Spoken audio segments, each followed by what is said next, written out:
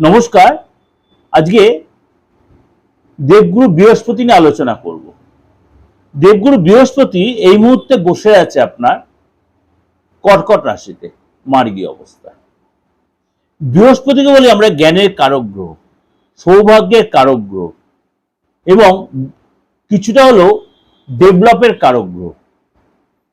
বৃহস্পতি হচ্ছে বিবাহিত লাইফের কারক গ্রহ বা বিয়ের কারক গ্রহ, ম্যারেজ লাইফের কারক গ্রহ। এই বৃহস্পতি তার পুনর্বসু নক্ষত্রে প্রবেশ করবে।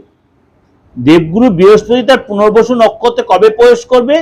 20 এপ্রিল সোমবার ভোর 4:43 পুনর্বসু নক্ষত্রের সেকেন্ড চরণে অর্থাৎ দ্বিতীয় চরণে প্রবেশ করবে। কতদিন পর্যন্ত থাকবে? 14 মে অর্থাৎ 14 মে পর্যন্ত এই পুনর্বসু নক্ষত্রেই থাকবে এবং তার জন্য কিন্তু 12 রাশির ক্ষেত্রে কিন্তু তার প্রভাব বিস্তার করবে। তো আপনার রাশিতেও কিন্তু তার একটা এফেক্ট হবে। অর্থাৎ কবে প্রবেশ করছে? ভোর 4:43 সোমবার 20 এপ্রিল এবং থাকবে কতদিন? থাকবে হচ্ছে 14 মে পর্যন্ত। সেকেন্ড চরণে প্রবেশ করছে।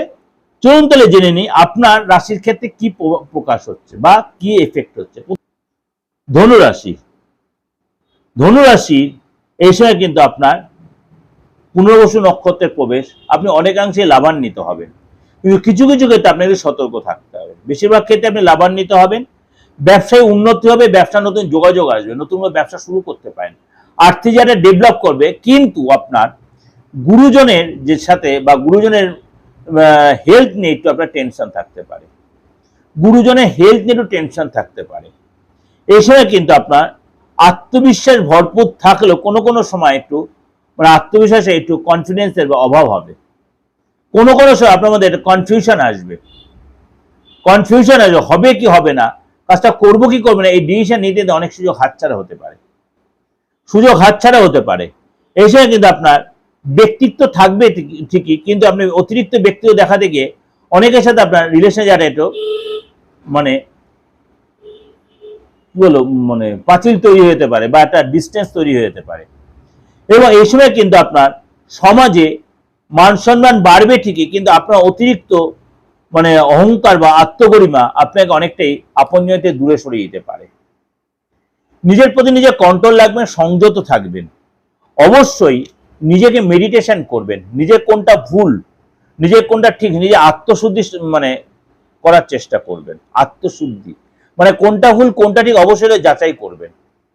দেখবেন আপনি সেটা অনেকটাই করে নিতে পারেন। যদি আপনি অবিবাহিত হন, এই সময় বিয়ের যোগাযোগ আসবে, হয়তো আপনার বিয়ে হয়েও যেতে পারে, হয়ে যাওয়ার সম্ভাবনা প্রবল, ভালো সম্বন্ধ আসবে, কিন্তু অবশ্যই যাচাই করে নেবেন। সম্বন্ধ এলো তাড়াহুড়া করবেন না, দেখবেন আপনি অনেকাংশে অনেক জায়গা থেকে সেই জায়গাটা আপনি লাভান্বিত হচ্ছেন। এটা ওভারঅল একটা প্রেজেন্টেশন দিলাম, অবশ্যই আপনাদের মিলছে বা মিলবে, ভালো লাগবে বলছি না, কারণ খারাপ কথা শুনে কারোর ভালো লাগে না, কিন্তু আপনার অন্তরাত্মা আপনার বলে সত্যিতে এই কথা সত্যিতে আমার ক্ষেত্রে এখন ঘটছে, কিন্তু এই ঘটনা আপনার ঘটবে। অবশ্যই তার জন্য কি করতে, নিজেকে ধীর স্থির হতে হবে, তাড়াহুড়া করবেন না, যে কোনো ডিসিশন ঠান্ডা মাথায় নেবেন এবং মনের যে কষ্টটা, পুরনো কথা মনে পড়া বা আপনার আপনজনের কথা মনে পড়লে বা অতীত কথা মনে পড়লে বা আপনার গুরুজনদের ব্যাপারটা এলে, সেগুলোকে নিজেকে কি করতে হবে, সেগুলোতে নিজেকে একটু দূরে সরিয়ে রাখতে হবে। বই পড়ুন বা খেলাধুলার মধ্যে থাকুন বা আপনি যে কাজে আপনি ইনভলভ, কোনো নতুন শেখা নতুন শিখুন, দেখবেন অনেকটা আপনার মনটা ফ্রেশ হয়ে যাবে।